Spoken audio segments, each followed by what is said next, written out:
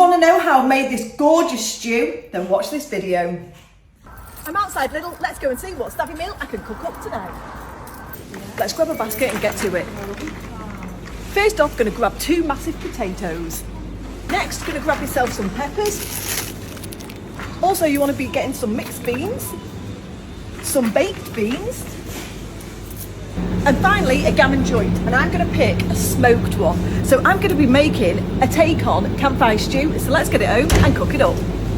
Right, so we're back home now, guys, and I'd just like to thank everyone for liking it and following my page. I couldn't do this without you. So this is my take on a campfire stew. So we have a gammon here. You can use salted or unsalted, and that goes straight into the crock pot, just like that. Crock pot, slow cooker, whatever you want to call it. Then we have the peppers. So I've done all 3 peppers in there, like so. Also going to be using some veg stock here that I've just whisked into like 300 mils of cold water. We're going to get that in. Look at that. And this is so easy. Then go in your baked beans. Also going in are my washed mixed beans. And I'm going to add some mixed herbs, some paprika, some garlic granules, and some onion granules. And we're also going to add some black pepper, but not salt, because the gammon is salty enough. And guys, that's it. That's all you have to do. So my potatoes are going to be for some mash after. So I'm going to go out, going to get this on high, and see you later.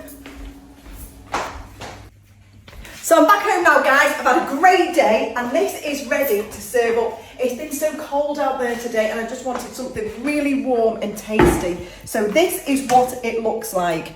So all you have to do, get 2 forks and just break up your gammon like that.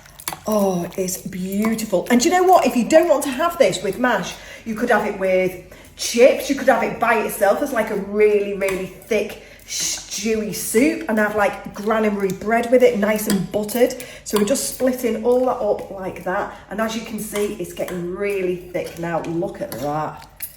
Oof. This would be perfect to have on like bonfire night as well. So I've made my mash up here. That was out of those 2 big potatoes as well. We're going to get that into a bowl.